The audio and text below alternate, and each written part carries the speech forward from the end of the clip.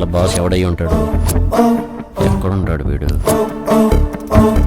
వీళ్ళని ఎలా పట్టుకోవాలి? బాస్ని ఎలా పట్టుకోవాలి? వీళ్ళని బయటికి ఎలా రప్పించాలి?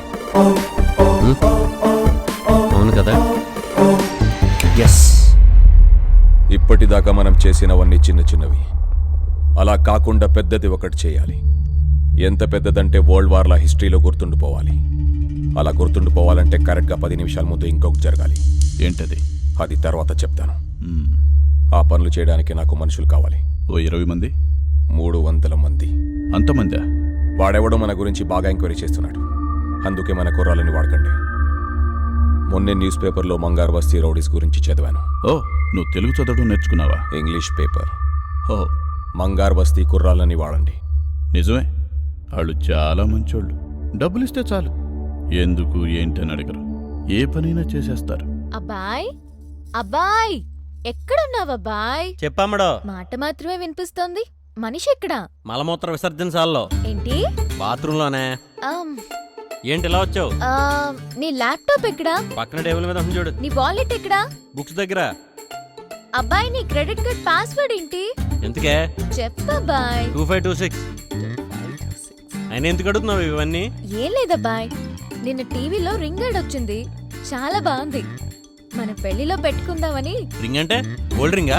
కాదు, డైమండ్ రింగ్. డైమండ్ రింగా? ఆ ఏం డైమండ్ రింగే? చి, చి, చి. రాయరు వందలేవే. అందుకే రింగ్ ఎంత? 2 లక్షలు. 2 లక్షలా?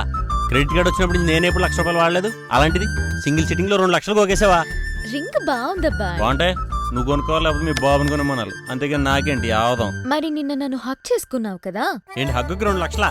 అంటే ఈ లెక్కన ముద్దుకు ముంచేస్తావా? ఊరుకో అబ్బాయ్, అయినా ఇంత చిన్న అమౌంట్ కే ఎందుకు అలా అయిపోతున్నావు? ఏంటి చిన్న అమౌంట్? ఆయన ఎందుకు వచ్చావు ఇక్కడికి? టిఫిన్ కి పిలుద్దామని. ఏంటి టిఫిన్ పిలవడానికి వచ్చి 2 లక్షలు వేసావంటే ఇంకా లంచ్ పిలవడానికి వస్తే, డిన్నర్ పిలవడానికి వస్తే, అమ్మో ఆరిపోయేవు.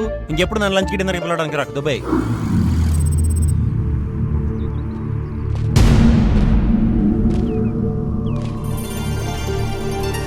300 మంది. అవును. అంతమందిని ఒకేసారి అడుగుతున్నారంటే పని అంత పెద్దదా? కట్ట కూడా పెద్దదే అన్నా. ఎప్పుడు కావాలి? చెప్తాను, రెడీగా ఉండండి.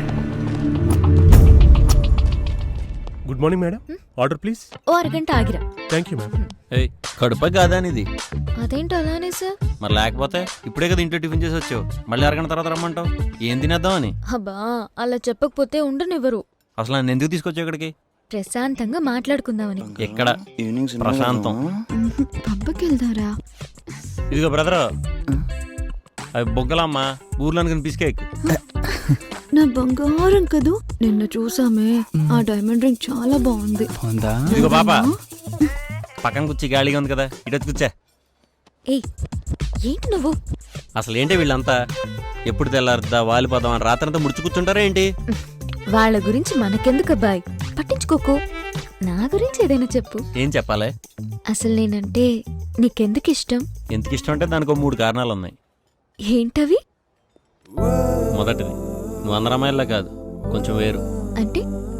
అంటే ఈ రోజుల్లో ఆడపిల్లలు ఉదయం లేవడమే కష్టం. ఒకవేళ లేచిన మూతులు కూడా కడుక్కుండా మొబైల్ మీద పడిపోతారు. కానీ నువ్వు అలా కాదు, ఏకంగా ముగ్గులేసేస్తావు. ఓ రెండోది? నీ ఇన్నోసెన్స్తో కూడిన ఇంటెలిజెన్స్. నువ్వేమో తెలివి తక్కువైందాను కాదు, అలా అని పొగరబోదు అంతకంటే కాదు. రేపు పొరపాటు నాకు ఎప్పుడన్నా కోపం వచ్చి లాగిపెట్టుడు కొట్టినా కళ్ళల్లో నీళ్లు తిప్పుకుంటూ కౌగిలించుకుని ఎందుకంత కోపం అంటావే తప్ప తిట్టుకోవు, కసురుకోవు. అంటే ఎప్పుడూ నీ కింద ఉంటాను కాబట్టి ఇష్టమా? కాదు, నాతో ఉంటావు కాబట్టి ఇష్టం. మరి మూడోది? ఈ రోజుల్లో అమ్మాయిలు షకీరా టైప్ పీసులు అయితే నువ్వు మాత్రం షకీరా ఫీచర్స్ ఉన్న సావిత్రి టైప్ పీసు. ఏం కాదు, అమ్మాయిలందరూ నాలానే ఉంటారు. లేదమ్మడో, తేడా ఉంది. నేను నమ్మను. ఇప్పుడు నేను ప్రూవ్ చేయాలి, అంతేగా? ఆ, సరే ఓ పని చేద్దాం.